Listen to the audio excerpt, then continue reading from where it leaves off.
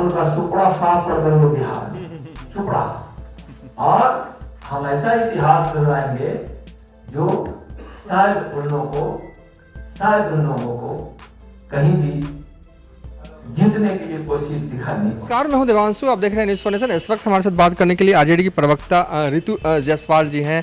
आज केंद्रीय गृह राज्य मंत्री पटना में मौजूद थे, प्रेस कॉन्फ्रेंस किया और एक तरह से कह दिया साफ लहजे में कि 2024 में महागठबंधन का कोई अता पता जो है वो बिहार में नहीं रहने वाला है। क्या कहेंगे?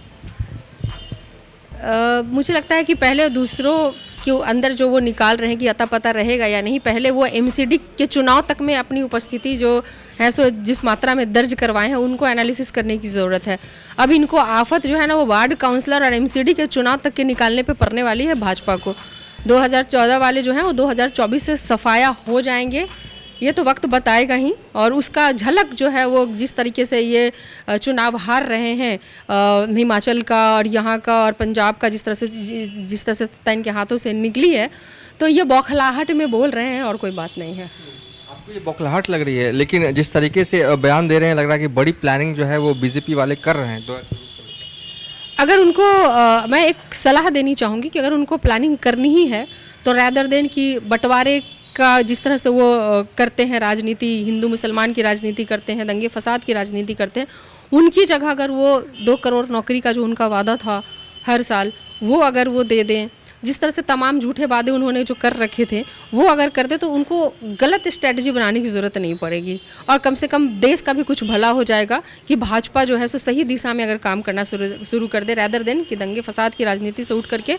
हम उनको ये सलाह देना चाहेंगे कि अगर आप जीतना ही चाहते हैं तो कम से कम पॉजिटिव राजनीति करिए। ये दंगे फसादों की राजनीति जो कि वार्ड काउंसलर का चुनाव कहीं निकालना ना मुश्किल हो जाए एमसीडी के चुनाव के बाद, वो क्या कहेंगे किसी को कि सत्ता से वो अलग होगा या गायब होगा, ये तो आने वाला वक्त बताएगा और देश की जनता बताएगी। आपको नहीं लगता कि पॉजिटिव पॉलिटिक्स करती है बीजेपी, खासकर बिहार की अगर बात करें तो? बीजेपी कहीं पे भी पॉजिटिव पॉलिटिक्स नहीं करती है। बीजेपी का काम ही हमेशा से निगेटिव पॉलिटिक्स का रहा है, दंगे फसाद की पॉलिटिक्स का रहा है। मतलब इसके ही उनकी राजनीति की रोटी सीखती ही इन्हीं चीज़ों को लेकर के है कि अलगाव, बंटवारा, दंगा फसाद, कम्युनिज्म के नाम पे, हिंदू मुस्लिम के नाम पे, अब तो रंग भी शामिल कर लिया है। रंगों को भी जिन्होंने बांट दिया, वो क्या संतरा खाएंगे और वो अमरूद नहीं खाएंगे क्या? तो इन्होंने जो हर चीज़ का जो रंगों का भी जो बंटवारा कर दे उसके बारे में क्या कहना है ना? एक आखिरी सवाल है कि बीजेपी लगातार ये कह रही है कि जो भी डेवलपमेंट कार्य हुए हैं विकास में उसका योगदान जो है वो बीजेपी का भी रहा है। आज नित्यानंद राय ने भी कह दिया कि केंद्र सरकार ने बिहार को खूब मदद की, इसलिए बिहार जो है वो तरक्की के रास्ते पर चला, ना कि इसका क्रेडिट जो है वो नीतीश कुमार को नहीं देना चाहिए। भाई जो हालात रहे हैं ना उनके साथ, चूँकि अब तो गठबंधन में हमारी भी सरकार है, यहाँ पे नीतीश कुमार जी मुख्यमंत्री जी तो वही हैं, लेकिन जिन जिन जगहों पे उनके खुद के मंत्री थे और उन्होंने उसके क्या हालात बनाए और जहाँ मंत्री उनके नहीं भी थे तो भी बीजेपी की मंशा कभी रही ही नहीं है बिहार के विकास की।